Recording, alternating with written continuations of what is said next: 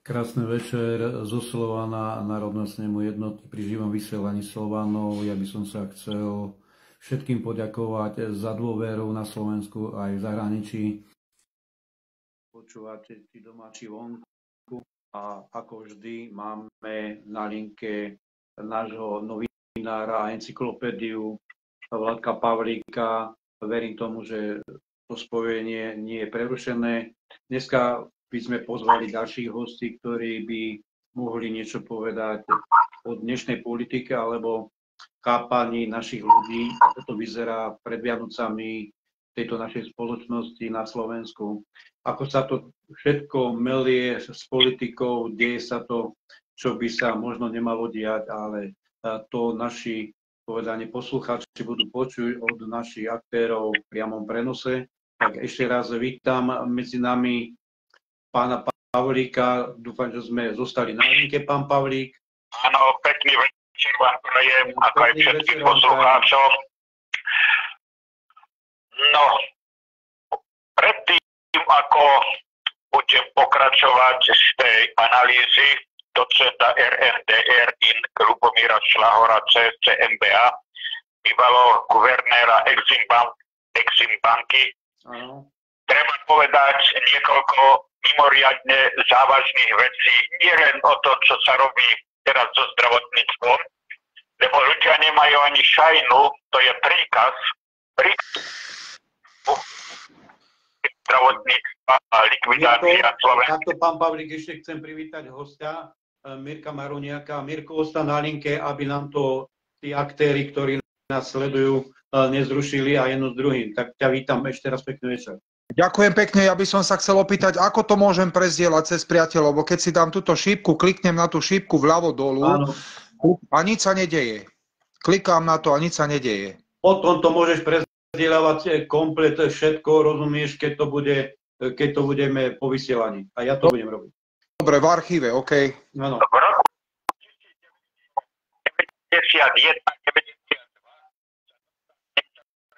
92 považoval za fantasmagóriu. Ale bolo mi povedané, pane Pavlík, za 25 až 30 let si povieme teda, akože si povieme sa to, tak ako mi to bolo povedané. Ja keď som videl napríklad, ja som tu minule odcitoval napríklad ten John Miller, špecialista na ochranu ekonomiky Licka, čo posielal v auguste 1990 tomu Křižanovi, ktorý bol hlavný poradca Havlov, kde predpovedal presne to, čo sa stane, keď sa republika rozbije. Vidíte, dvojročným predstihom. Našli takí ľudia, ktorí si to nenechali pred seba a dopredu hovorili. Jeden z dokumentov sa napríklad volal Ahoj, čau. Likvidácia slovenského národa cez ekonomiku a rómsky problém. Myslím, nemusím to rozvádzať, dobre viete, čo sa tu robilo. Nastrčení ľudia, Kotleba, Uhrík a celý ten spolok, asociálne rómski paraziti vyciciavajú sociálny systém, ekonomický systém. Prosím pekne, ja keď porátam všetky tí príspevky, čo tí tzv. Paraziti dostali, tak to je len 0,1%, opakujem, 0,1% z tých 4 miliard, čo každý rok títo majstri vysoké politiky rozkradnú. Nemusím pripomínať, pre koho Mazurek, Kotleba, Uhrík a tí tzv. Slovákobíci v záujme koho pracujú. Ďalší z týchto dokumentov bolo, kde to bolo už predpovedané, že treba cez to zdravotníctvo, lebo tu je naplánované, ako som už hovoril, aby v roku 2070 približne Slováci boli menšinou národa. Všetko bolo tak pripravené. Viete, ja sa len teraz čudujem všetci tí, čo teraz idú za to vystúpenie z Európskej únie, ale žiadny plán B nemajú. No ja vám poviem, čo bude potom nasledovať. Európska únia sama padne. Ako som tu povedal, západní Nemci už pred 4 rokmi pripravili plán B. Teraz si predstavte, pán Matejov, že zrazu všetky títo automobilky zo Slovenska odídu, nebude mať kto platiť dane, odvádzať do štátneho rozpočtu. Tak ako napríklad také štáty, ako je Čína, Sovietský zväz alebo Rusko, ktorí si boli vedomé, že nie zbrane, ale krajina, ktorá dokáže uživiť vlastný národ, môže existovať. Čo to bude u nás? Veď to bolo vedome spravené. Polovička vody zničená.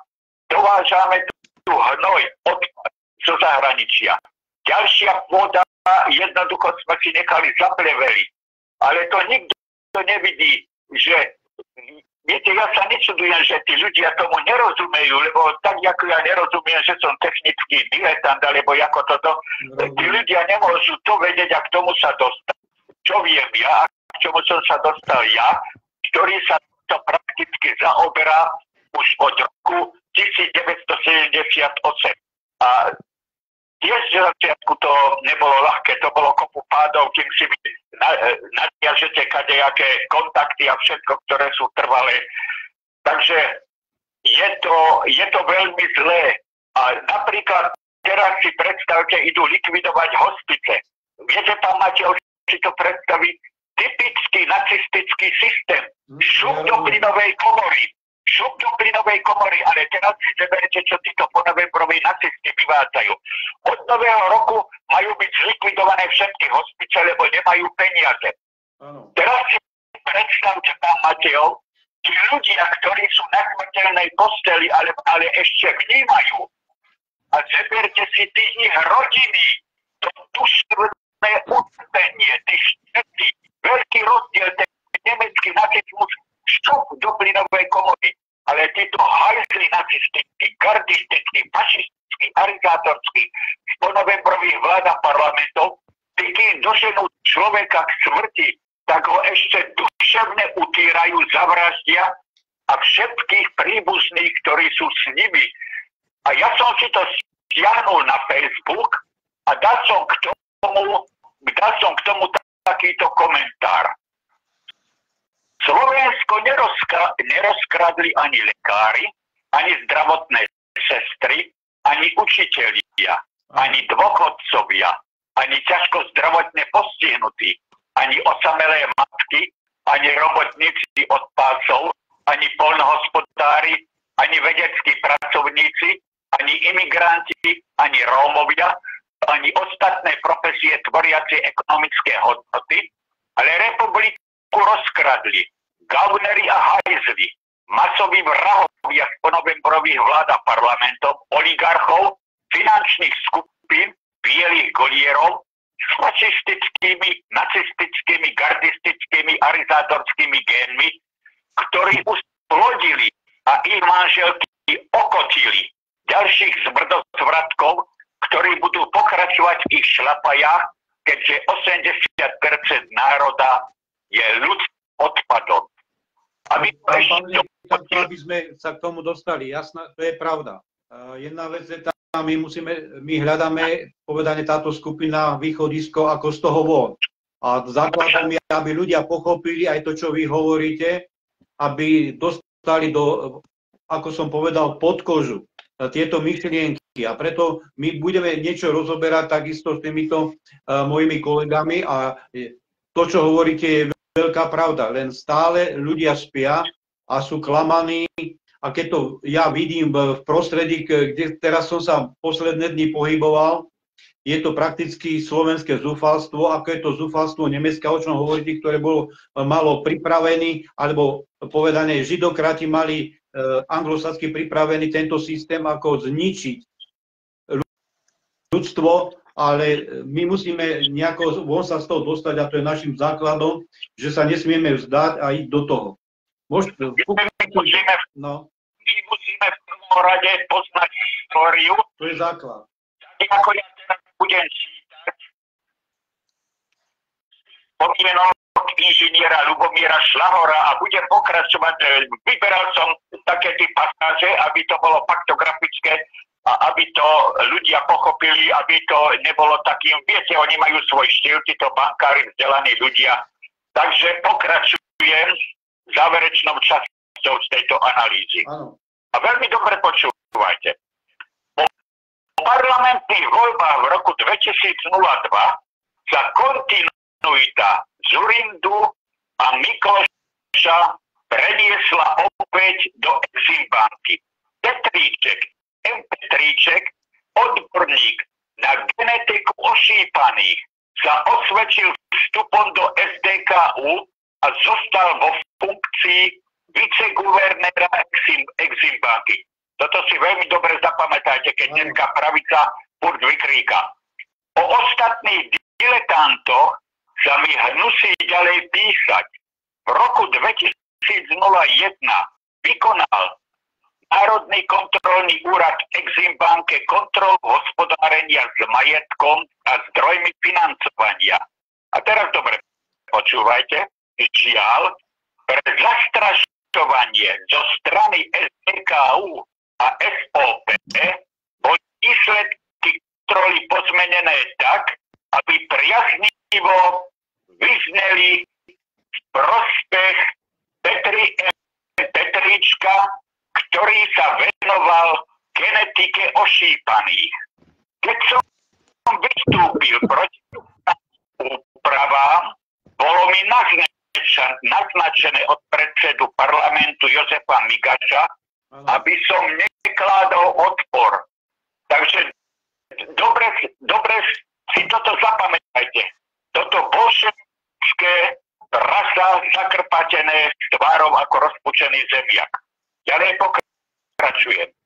Druhý viceguvernér Eximbanky vo vidine toho, a teraz dobre počujete, že Fico vyhrá voľbu a ujme post guvernéra namiesto mňa, urobil všetko preto, aby sa so Svetlanou Ficovou podpísala zmluva o právnych službách.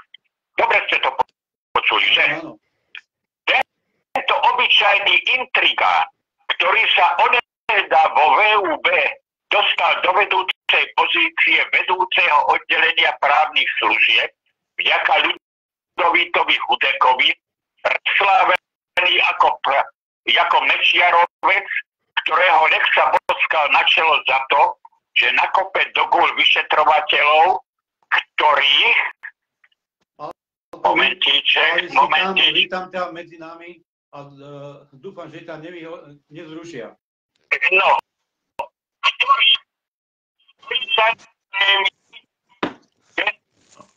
Áno. Servilne vnúčil do každej strany, ktorej zásadne vždy profitoval. Oneškodenie to nejako reaguje. Prebre rozlíšený podľa množstva strán, ktorých sa etabloval, vyzeral by ako vyfarbený ako muňkové papagaje. To znamená, že muňko ako strane v parlamente a keď hrozilo ako tej SNS, že nebude mať dostatok poslancov, tak ho tam ze Smeru dohodili, aby zanikol slub. Ja rozumiem. No.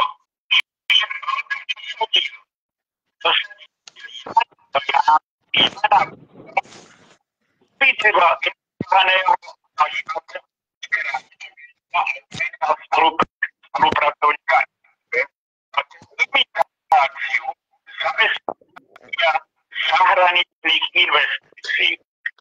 Hyundai je značka druhej kategórie vo výrobe automobilov vo vzťahu k všetkým európskym výrobcom, u ktorých je dlhodobý pokles odbytu a na to, aby sa tieto Európe nekonečné výrobky vyvážali do Ruska a Číny, je krajine neperspektívne uvažovať o uplácaní korejského investora. Analogia je zrejmá s minulými úvahami o výrobe korejských televízorov Samsung a chladničiek v Zlatej Moravce na Slovensku. Slotové výlevy o jedinečných zásluhách ministra Ruska sú analogické s hodnotením Miroslava Dzurindu, Dzurindov brat, ako najlepšieho rušniara v úvodzovkách na Slovensku a kde na svete víťazoslavom Moricom, keď vehementne presadzoval záujmy podieľať sa na dovoze vláčikov. Čiže viete, vidíte, ten národovec, jak sa pil vždycky do hrude. Pre Slovensko je už takto pre Slovensko je už tradičné, že poskytuje, a teraz dobre počúvajte, nadštandardné výhody zahraničným investorom, pričom prevahou investícií na zelenej lúke sú práce vo mzde pre slovenského okradnutého občana prevažne manufaktúrnej povahy pri použití modernejších technológií ako vo feudalizme, no žmýkanie tzv. Kvalifikovanej pracovnej sily, ktorá je, a teraz dobre počúvajte, so súhlasom vlády oceňovaná ako farebný z tretieho sveta. Áno. Inak by sem žiadny investor neprišiel. Tak už ste pochopili z tohoto výkladu, prečo tu tí zahraniční investori tak chodia. No je to, pán Pavlík, jasné. Ten biznis sa robí na takých chudobných, ako sme my, ako je Slovenská a Česká republika. A to je najvýhodnejší biznis pre týchto... Oni nemôžu povedať, že toto povie nejaký blb spod mosta, ale toto povedal priamo guvernér bývalej Exim banky, ktorý má 5 titulov a ktorý je vo Švajčiarsku ako Slováka. Vo Švajčiare spravili, vyhodnotili ako významného odborníka. Ideme. Momentík. S vedomím vlády je ukážkovo zneužívaná pracovná sila našich občanov aj v sieti hypermarketov na Slovensku, ktorí sú donútení poberať, a teraz dobre počúvajte, zmluvne 50 až 60% oficiálnej mzdy, z ktorej ich zamestnania odvádzajú dane a zákonné odvody a zostatok účne dohodnuté mzdy poberajú v úvodzovkách kešom, čím sú znevýhodnení aj v dôchodkovom zabezpečení, ale aj viazaní mlčanlivosťou.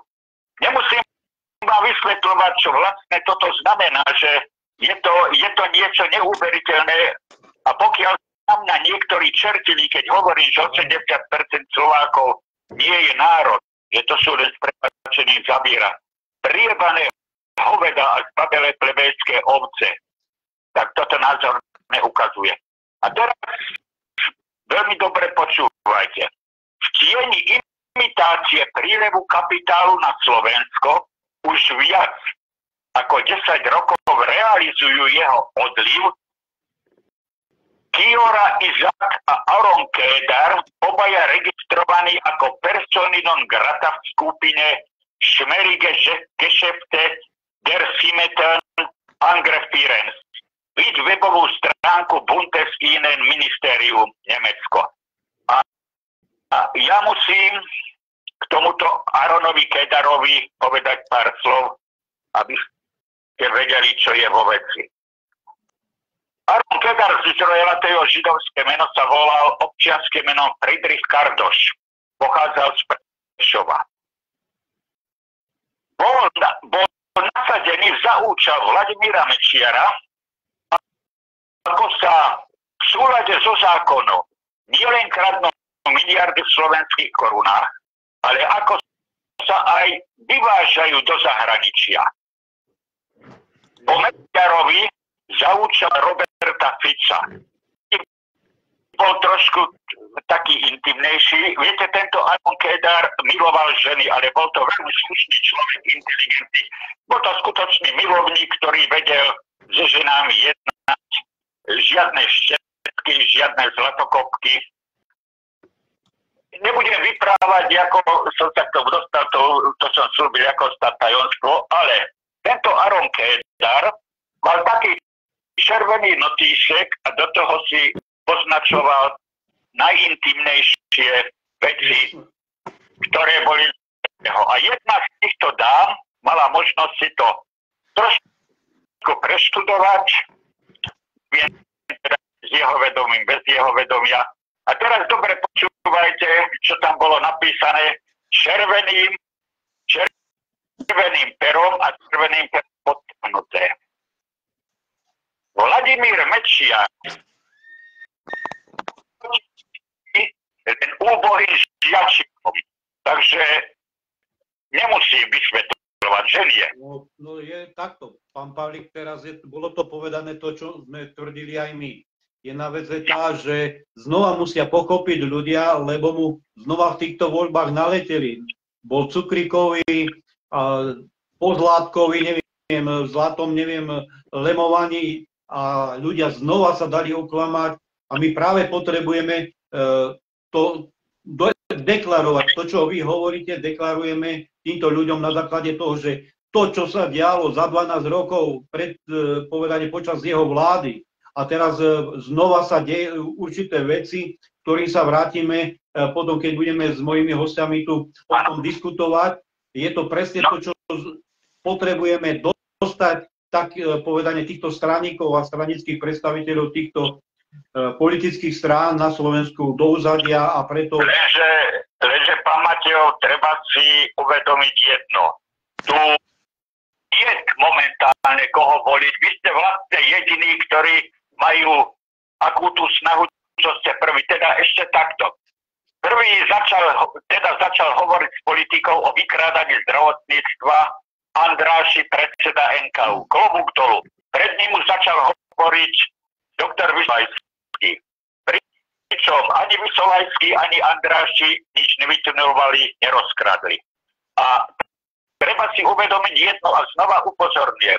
Dávajte jeho baka, tu bude nasadených ľudí, lebo toto už je príliš veľmi nebezpečné, že tým ľuďom je to podávané tak jednoducho, aby to pochopili. Áno, o to nám ide, ale my jedna vec, keď sa budeme báť, tak ako sa hovorí... Nie, to ja vás nepovažujem. Upozorňujem, bacha na vec, lebo na oko sa vám budú vnúcovať ľudia, alebo práve ľudia, s ktorými už sa roky poznáte, zrazu budú chcieť, že tento by sa ku nám hodil, tento by sa ku nám hodil. Viete, tak na to bacha. No a ja teraz prečítam, jak som vám niečo hovoril ešte o tom Migašovi a to bude záver. Citujem. Úkazom totálnej demoralizácie na Slovensku je prípad Migaš, ktorý z pozície predsedu parlamentu sprostredkovane s Košovanom, Kanisovcami, Miklošom a Judskom spolu vykrádali slovenské elektrárne a Devínbanku a ešte sa stihol zapliesť aj so Soplandou, vykašľať sa na rodinu a najmä rozvíjať spoluprácu v Prahe s Šalkom a Bakšajom na presadenie hegemónie východniarov na Slovensku po jeho vstupe do Európskej únie. Preto sú vnímavé vzliky prezidenta Schustera k neochote Kukana, ináč takisto dôverník StB, umiestniť Migaša na niektorý zastupiteľský úrad iba potvrdením uplatňovania eštebáckych trikov a zvyklostí do nekonečna. Slovensko pohrdá spoluprácou s odborníkmi, s medzinárodnými skúsenosťami a nakoľko som dostal lukratívnu ponuku z jednej švajčiarskej banky a mám aj švajčiarske občianstvo, vrátim sa späť a požiadam manželku o opakované uzavretie manželstva v Bazilejskej synagóge. Takže si predstavte takéhoto odborníka. Ja som tu predtým čítal, čo mu robili naproti ven. A predstavte si, pán Matejov, čo to mohlo v zahraničí znamenať, keď jeden Slovák, menom Šlahor, má švajčiarske občianstvo a znova Švajčiari boli šťastní, že ho zobrali, že prijal ponuku sa si ich robiť do bankového sektoru. takýchto ľudí my sme likvidovali. Viete, mne veľa ľudí vyčíta, že som vulgárny, alebo ako áno. A to som ešte není maximálne. Ja som vulgárny len voči politikom. Zločincom z politiky, oligarchov, bielých finančných skupín. Jasná vec, máme to jasné. Voči takým bojujeme a niekedy my tiež nevieme priznať meno. Najlepšie by sme ich videli tam, kde by mali trestnú právnu zodpovednosť za tento národ, čo spôsobili. A verím tomu, že budeme rozširovať basy aj neviem čo, alebo pracovné zaťaženie a nechcem povedať ako voľa, kedy gulu na nohu a do bane. Viete, čo pošlite mi na Facebook nejaké to pozvanie na to, aby sa mohol na vás napojiť? Máte to tam, určite to tam máte a môžete sa... No počkajte, momentiček, ja teda neviem. Moment. Keď pošlem vám aj pozvanie... No tak to pozvanie, aby mohol... Aha, počkajte. Áno, vysiela. Dobre, už si ide na to kliknúť. Výborne, takže majte sa pekne. Pozdravujem vás ešte raz všetkých. Ďakujeme vám za príhovor a verím tomu, že sa stretneme opäť v ďalšom živom vysielaní. Jasná vec. Ešte raz vám prajeme pekný večer. Aj vám všetkým podobne. Ďakujem. Pekný večer. Ja chcem popriať pekný večer aj túto svojim kolegom, ktorí konečne sú na linke s nami. Chcem privítať ako Tonka Vizajom, Mirka Maruniaka a chcem pozvať, teda ako som pozval do vysielania Pálka Smutného a ja ťa vítam, Pali, na Slovensku a myslím si, že tie videá, ktoré si dával z Africkej republiky alebo Egypta, tak sme zdieľali, vysielali cez Slovan jedno s druhým, ale ja budem veľmi rád, keby si v rýchlosti alebo nejak tak týmto našim Slovákom povedal o tej histórii, ako to tam vyzerá, ako to vyzerá z televízie, ako to vyzerá navonok v tých mestách, aby si ľudia nemysleli, že tam je koniec sveta. Dobre, takže tak poviem, že bol som v Egypte pred 5 rokmi a za ten čas sa to dosť zmenilo. Čiže aj tá Hurghada, kde som teda ako bol na tom pobyte, takže tam pribudli apartmány, pribudli tam nové budovy, hotely. Hurghada má okolo 1 milióna, vidíme, že Káhira 25 miliónov, Alexandria 15 miliónov, čiže obrovské mesta. V Hurghade sa stavia o 106, pribúdajú tam apartmány, hotely. Debatil som sa s ľuďmi aj s jednou Slovenkou, ktorá akože pracuje alebo má vlastne cestovnú agentúru a vie takisto zabezpečiť napríklad bývanie. Bývanie sa tam nájom dá za 150 eur na mesiac a keď si chceš kúpiť byt, tak byty také úplne jednoduché, bez zariadenia, začína sa to od 12 000 eur. Počúvajte, 12 000 eur. To by bolo pre Slovákov ideálne, ale neviem, či by sa chceli do Afriky presťahovať. Za 30 000 eur tam máš už akože perfektný byt s nejakým bazénom vonku a podobne, hej, čiže v také lepšej štvrti. Sú tam povytvárané také ako komunity. Čiže rozprával som sa s jedným Rusom, napríklad on bol konkrétne z Archangelska, čiže to je tam od Bieleho mora, od Severného ľadového oceánu, takže on tam chodí na pol roka je tam v lete na severe a pol roka, keď tam je tma vlastne, tak príde na juh a vlastne sa im to oplatí, čiže energia, tieto veci tam v podstate stoja minimum, to je pár eur, za čo platia, hej. Aj tie nájmy, už keď máš ten byt, tak vlastne tam platíš už len nejaké také pre nás smiešné sumy, pár eur za elektriku, za telefón a podobne. No kúriť tam vlastne nemusia, skôr ešte tá klíma je tam potrebná v lete. Takže, ale ako keby som to mal navrhovať Slovákom, tak ako bývať tam v zime, že odísť tam na zimu. Je to najhoršie mesiace. No a aj to je možné, lebo za tých 12 000 rozumieš, tak... No. Máš dovolenku, máš všetko, rozumieš, a ešte máš aj teplo. Hej, no, čiže keď tam odíde niekto na 6 mesiacov, tak vlastne ušetrí dôchodca, alebo taký nejaký, čo má nejakú robotu, čo ho môže takto aj na diaľku robiť, čiže A internet, všetko tam relatívne funguje. No oni zarábajú menej, oni majú platy, to sa niekde na 100 eur začína, možno 200, 300, čiže ako žijú takým tradičnejším životom, robia väčšinou chlapí, hej, ženy menej, ale vidno, že sa to pohlo zase dopredu, že to je lepšie. No.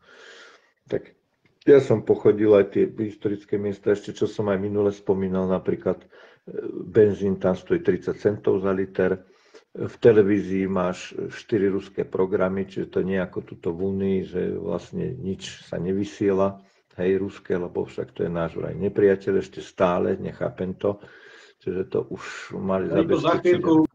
Ale oni to za chvíľku pochopia, keď sa rozpadne Európska únia, my budeme tomu nápomocní. Asi tak. Veď oni sa sami potopia. Čiže to sú také veci, ktoré jasne hovoria, no Egypt v podstate je tiež členom BRICSu, hej, čiže spolupracujú viac Rusi ako my, hoci sa tu tvárime, že ideme nejaké vzťahy budovať, ale veľmi sa to nebuduje, lebo to je taká hra na dve strany, to je k ničomu.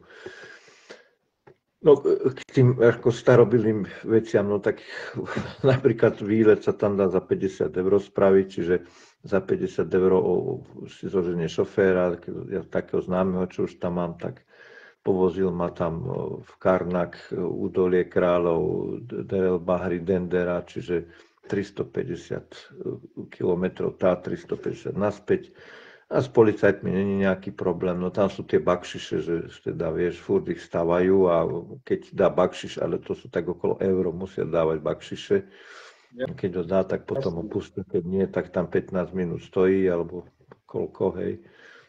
Takže toto celkom fajn, no aj tie hotely, all inclusive, všetko, strava, koľko chceš, ešte máš aj na pláži, ešte bar aj tam máš aj, môžeš si vypiť hocičo, hej, čiže či džús, či pivo, či tvrdý alkohol, čiže ako to po tejto stránke toto super, no.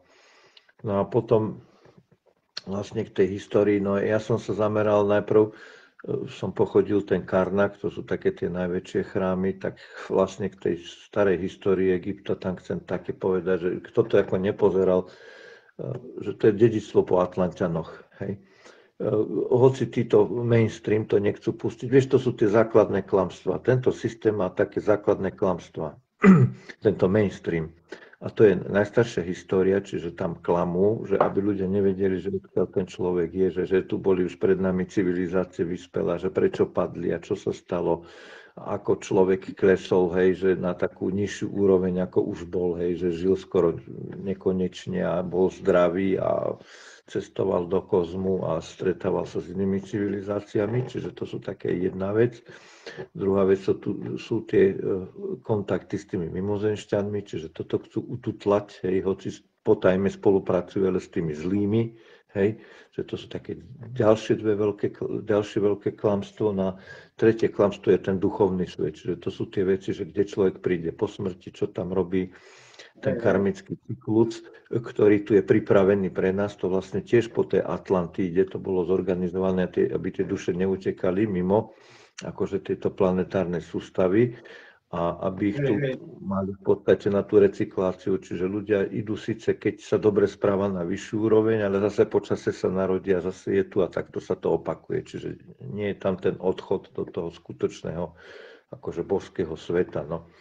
Takže ak kto si študuje, či už aj biblické zdroje, či si študuje slovanské zdroje, tak k týmto informáciám sa vlastne počasie dopracuje a zistí, že veľa z toho, čo nám tlačia do hlav, čo to školstvo tlačí do hlav, tam sa veľa musí zmeniť, tak sú vlastne klamstvo zavádzané. Dúfam, že to dokážeme, aby sme to zmenili, lebo to, čo tlačia teraz tým deťom do hlav, tak to je konečná. Presne, ja si myslím, a ešte chcel by som dodať, ešte teraz sa dávajú, keď hovoríš o tom školstve, presne tak, aby sme zmenili ich celý repertoár. Oni chcú, školskí odborári už začínajú tlačiť a chcú vytvoriť nejakú pohotovosť znova o 10%, aby mali vyššie platy. Ja už ozaj, či pre ostatných ľudí, pracujúcich ľudí na Slovensku, nie 1 euro alebo 1 cent, ale teraz len lekári, učitelia, chcú mať tie Milanko, platy, ktoré sa ponímajú v tej vyššej kategórii. Ja tak poviem, akože učitelia zatiaľ zarábajú, to je plat robotníka, hej? Čiže majú nejakých 1000, 1200, 1000 v čistom, vieš, málo kto má 1400, hej? Takže to sú platy také robotnícke, čo si bežný murár zarobí, alebo nejaký, ja neviem, stavebný robotník, alebo nejaký stolár, hej, čiže to je nič moc, čiže tí učitelia nech štrajkujú.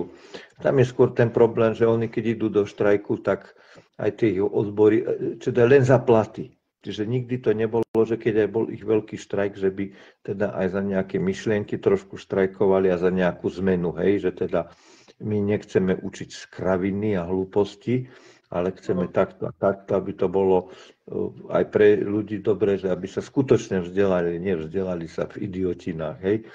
Takže skôr aj o toto sa jedná, že aby teda neštrajkovali len za blbosti. Podobne to je ako u lekárov. No, tam už ani nehovoríme tých 4500, 5000 eur, je to bežné platy. To je ako je to u lekárov, ako si povedal, ohľade kvality, tak by to malo byť aj u tých učiteľov ohľade kvality. Tak poviem. A zarábajú po 5000 eur a ešte spolka z tých peňazí, čo štát dáva, z tých 9 miliard, tak, alebo 7, či koľko to teraz majú, no strašné peniaze, tak vlastne to stopí nejaká Penta cez Haščáka a nejaký Chrenkov s Agilom za všelijaké tie nájmy, prenajmy, služby a za to, že oni sú tam vlastníkmi tých poisťovní a nevieme čoho všetkého.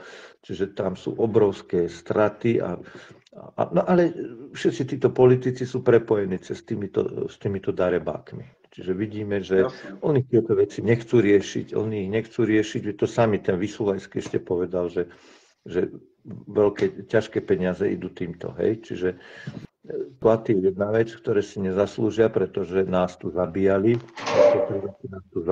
takže oni sú obecne za väčšina tie platy, čiže tam polovica by mala aj sedieť do basy na tvrdo a mať náramok a z basy pustiť len na výkon svojej roboty na 8,5 hodín, že tu máte 8,5 hodín, odrobte si, čo ste napáchali, tie vraždy a tie poškodenia zdravia, no. Takže namiesto, aby tam dali priestor Kotlárovi, aby dačo sa urobilo a aby dostal už tie pravomoci, tak stále tam počujeme len nejaké žabomyšie vojny. No ale čo tým chcem povedať, že vidíme, že týchto ako bežných ľudí sa nám tak až tak nedarí prebrať, aj keď čosi sa deje, ale ide to pomaly. No tak budeme musieť im asi niečo my im ukázať, čo také, že... Nie, určite ideme do toho a možno nejdem teraz prezrádzať, čo by sme naplánovali medzi sviatkami, aby sme ukázali im nejakú cestu. A druhá vec, aby sa dokázali pripojiť, lebo to, čo sa bude v rámci konsolidácie diať po novom roku, bude veľký dosah na ich peňaženky. A toto bude veľký problém pre našich občanov, ktorí sú...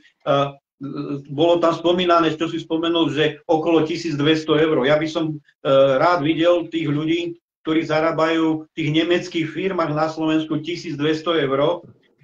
Viem o nich, mám ich tu nedaleko a musel som za nich bojovať ohľade nejakého živého vysielania, lebo ich tam zdierali, že robili 14 dní v kuse. A druhá vec, robia za 650 eur a soboty, nedele dokonca robili za puntiky, aby si polepšili puntiky. Ale to si tak poviem. Hej. Trošku je také opozdenie časové. No, ale tak poviem, tam je trošku aj chyba tých ľudí, vieš, že ten Slovák je chamtivý a pristúpi na hocičo, na hociaké podmienky. Toto je problém. To je vlastne ten problém v ľuďoch, čiže to je väčší ešte problém ako vo vláde. Na druhá vec je, vláda je chamtivá, čiže ona nechce podporiť slovenských podnikateľov, ale radšej najprv zarobí na pozemkoch, na tých kšeftoch, aby to urobili akože fabriku pre toho západniara, alebo Korejca, alebo koho sem chcú dobliezť, alebo Švéda, hej, alebo Číňana. Čiže nabalia sa najprv na pozemkoch, potom sa nabalia na tom, že tam akože postavia tie inžinierské siete a tú fabriku a potom dostávajú provízie, o ktorých nikto nevie, lebo keby to bol slovenský podnikateľ, tak im časom vykričí, koľko je musí posielať na účty. Čiže ich treba nejak stopnúť, no buď ich stopneme s pomocou ľudí, alebo v ďalšom vysielaní budeme pokračovať, rozumieš, príspevku a dáme si ohľade tej ekonomiky našej, ktorá nás čaká v budúcom roku. Ja by som chcel teraz Tonka Vyzváriho vyzvať ohľade týchto vecí. My chceme nejakú zmenu. Chceme spojiť občianske združenia na Slovensku. Tak. A to je základom ponímania, aby sme sa dostali do nejakej skupiny, ktorá niečo povedie a bude niečo deklarovať vláde, prezidentovi republiky a hlavne občanom tejto Slovenskej republiky. Ja by som od teba chcel, aby si niečo povedal ohľade týchto vecí. Aby aj vyzval tento národ a občianske združenia, aby sa dokázali povedane zjednotiť a niektorí zahodili ega, alebo ako som povedal aj v ostatných živých vysielaniach, potrebujeme čistých ľudí, ktorí sa zapoja do toho a nebudú len na Facebooku alebo budú len písať, lajkovať jedno druhým. My potrebujeme so zdravým rozumom ľudí, a aby sa pridali k nám. No, v rámci toho, že ja s Mirom Petrem, ktorý je autorom tejto myšlienky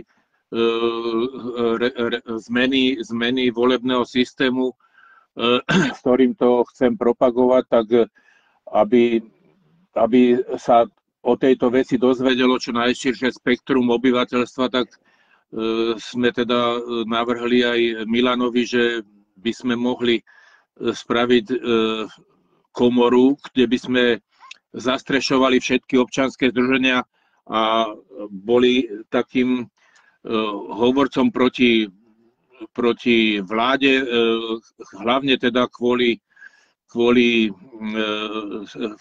televízii, že by sme sa tam chceli nejako dostať v zmysle nejakej vytvorenia nejakej diskusnej relácie na tieto témy, čo ináč bude veľmi ťažké, ale aj veľmi ťažké to bude bez toho tú osvetu robiť, bez tých médií, lebo vieme, že to je najsilnejšia táto mediálna zbraň, hej. Ale tak musíme sa o to snažiť, no, skúsiť to nejako. My teda propagujeme to referendum, s ktorým, lebo na nejaký taký odpor, ktorý nám dovoluje aj ústava, to asi my tunak nebudeme vedieť nejaký násilný odpor, tunak sa s ľuďmi nejak presvedčiť ich o niečo také a také prístupnejšie sa nám zdá cez referendum zmeniť to, čo ani to nebude ľahké.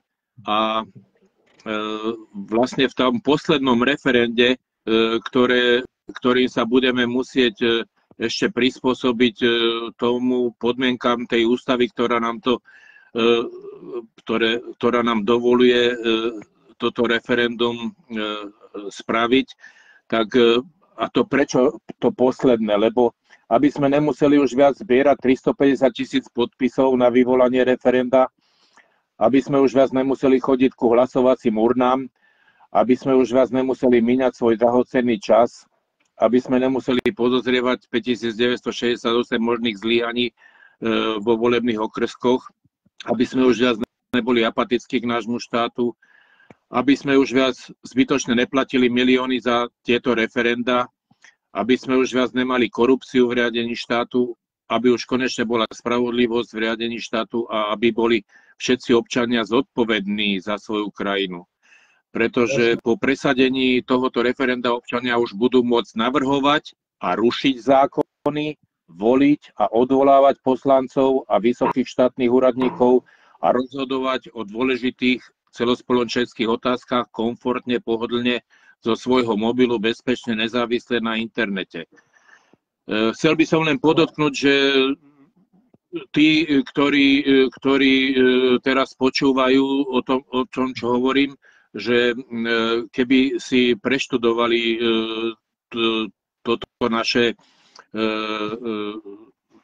túto našu víziu, že ako by to mohlo vyzerať, a mohli nám nejak spätne dať nejaké pripomienky, že čo sa im na tom nezdá a jak by to si predstavovali oni a tak ďalej. Aby bola nejaká odozva, lebo nechceme sa hrať na najmúdrejších a teda viacej hlav, viacej vie, hej. Takže jedna vec, pretože na Slovensku sa výzvu dávame pre všetkých občianske združenia, pre všetkých aktivistov. Ide o to, aby sa dokázali spojiť, iba nie aby poukazovali, že čo je zlé, ale aby sa dokázali spojiť a išli za tým dobrom. A toto je výzva pre nich, aby sa stále nefilozofovalo, že máme toto na figu povedanie zdravotníctvo, školstvo a poukazovať len lajkovaním. My už toto nepotrebujeme, lebo my potrebujeme zdravý rozum a reálne ísť do toho. Áno, pretože na Slovensku sa vystradalo za posledných 30 rokov veľa ideológií, kresťania, socialisti, liberáli, vlastenci, národovci, demokrati, robotníci, lavičiari, pravičiari a veľa politických strán, ktoré pomocou poslancov zavedli také zákony, že spoločný štátny majetok si rozdelila, sprivatizovala do súkromných rúk skupina spriaznených spoluobčanov z garnitúrov pri moci, ktorí väčšinu našich štátnych podnikov predali zahraničným osobám a tie si teraz obrovské výnosy posielajú do zahraničia cez rôzne poradenstva a sprostredkovania a tieto peniaze nám nesmierne chýbajú na výstavbu diaľnic, nemocníc, priehrad, sanáciu životného prostredia a tak ďalej. To musí štát teraz nahrádzať vysokými požičkami a vysokým zdaňovaním firiem a občanov. Teda neprodukujeme pre našu krajinu, ale pre zahraničie. Tohoto zisku nám potom zahraničie požičiava. Z bývalej 100% sebestačnosti Slovenska je sebestačné iba na 40%. Ostatné musíme dovážať, napríklad 700 kamionov potravín a tak ďalej. Tieto politické strany platené štátnou pokladňou a riadené sponzormi cez svojich sponzorov, poslancov, vytvorili dlh vyše 60 miliard, teraz je to až 75 miliard. A ďalšie požičky sa pripravujú aj napriek tomu 80% občanov žije od výplaty do výplaty, takmer všetky oblasti nášho spoločenného života sú v zlom stave. Občania sú nespokojní s každou vládou, ktorú zostavujú politici, ktorí nie sú závislí na občanoch, ale na niečom inom. Máme teda vyše 30-ročné skúsenosti so zastupiteľskou demokraciou, ktorá není dobrá, pretože je hrubo zneužívaná a tuto môžeme nazvať zastupiteľská diktatúra a nie demokracia. Hej? Ak nebudú štátni úradníci... Našou spojením týchto občianskych združení je jednoznačne zabojovať o priamu demokraciu, aby to ľudia vedeli. Aby ľudia vedeli, že priama demokracia je rozhodovanie od nich samých, aby oni chránili svoju rodinu, či to zdravotníctvo, či to školstvo, a aby tie peniaze, čo idú do politických strán, išli tam, kde patria.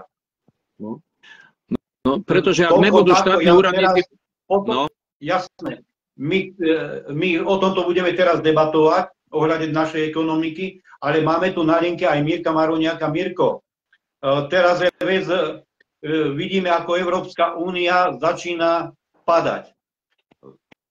Padajú nemecké firmy, Holandsko sa teší, som dostal dneska správu, rozumieš, že Holandsko sa teší, páli, nechcem teraz niekoho uraziť, pália európske vlajky, to sú dnešné informácie, ktoré mám a chcel by som vedieť z tvojej strany, rozumieš, ty dobre vieš históriu, dobre vieš ohľade slovanstva, dobre vieš ezoteriku a jedno, ako to ty vidíš? No dobre, zdravím všetkých. No, ja by som naviazal aj na Pálka, aj na pána Pavlíka.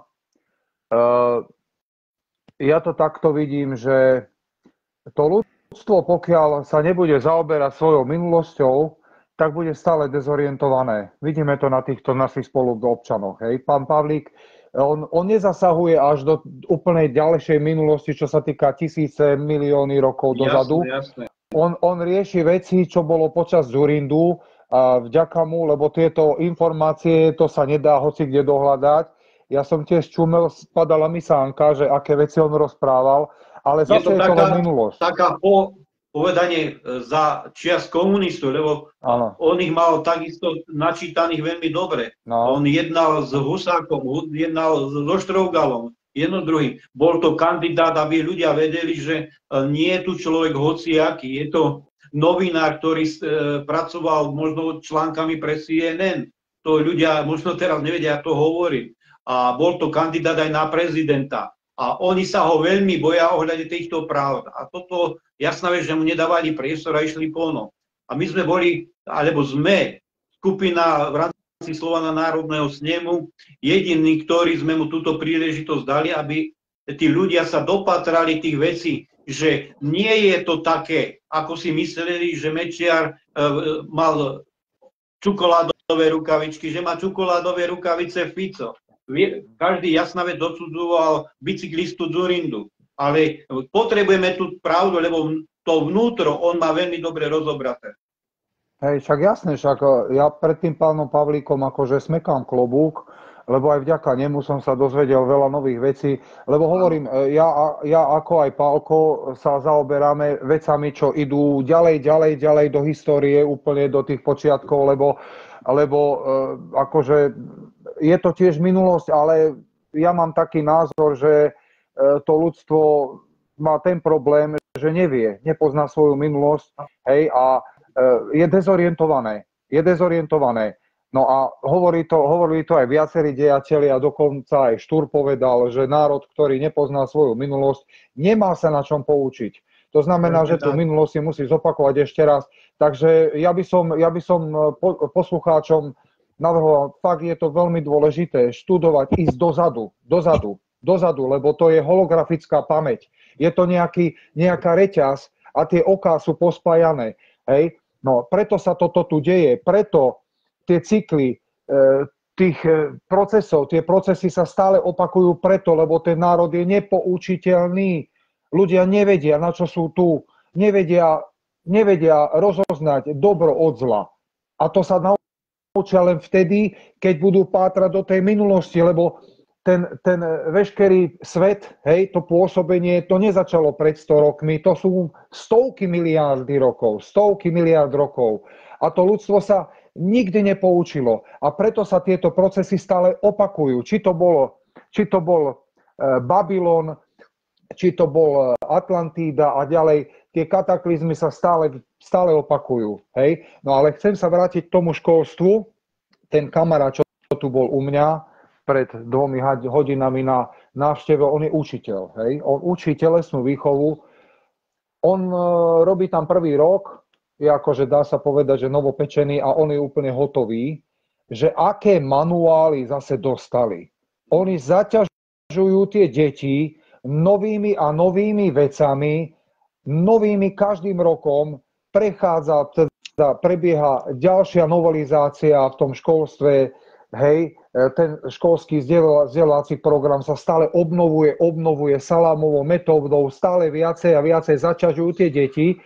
A on je úplne hotový z toho, že už teraz aj tá telesná výchova bude v budúcnosti, že akože deti sa majú pripraviť na ďalšiu nejakú pandémiu, hej, na nejaký COVID a čo ja viem čo, tak si predstavte, že telesná výchova sa bude učiť virtuálne, ako majú deti cvičiť, ako majú preskakovať cez kožu a čo ja viem čo, toto už je choré. Veď bol tu u mňa chlapec 2 hodiny, sme sa o tom bavili.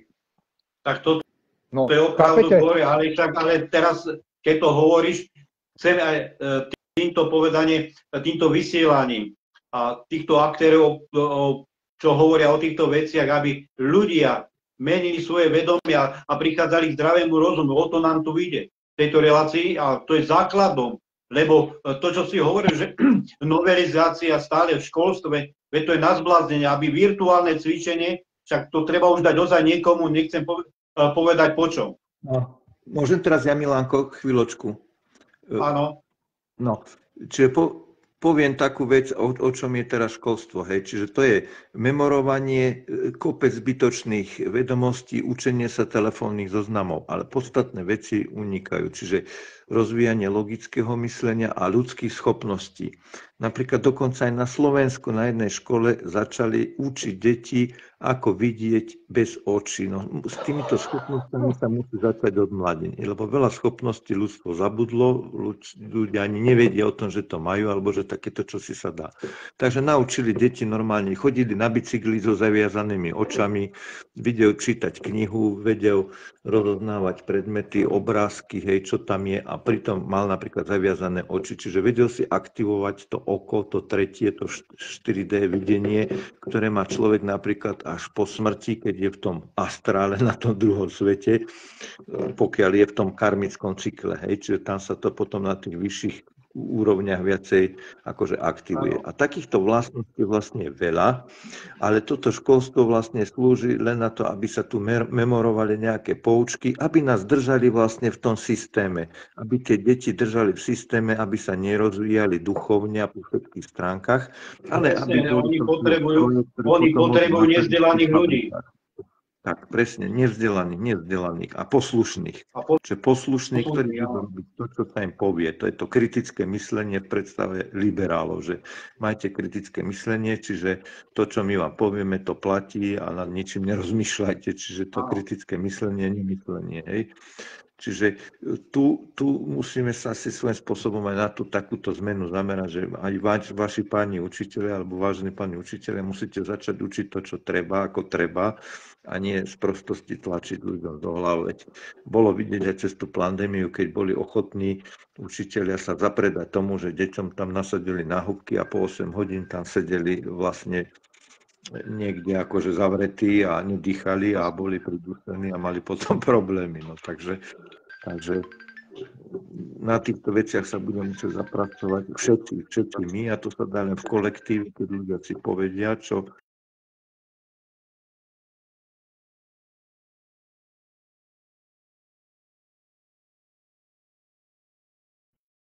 mám to prijať.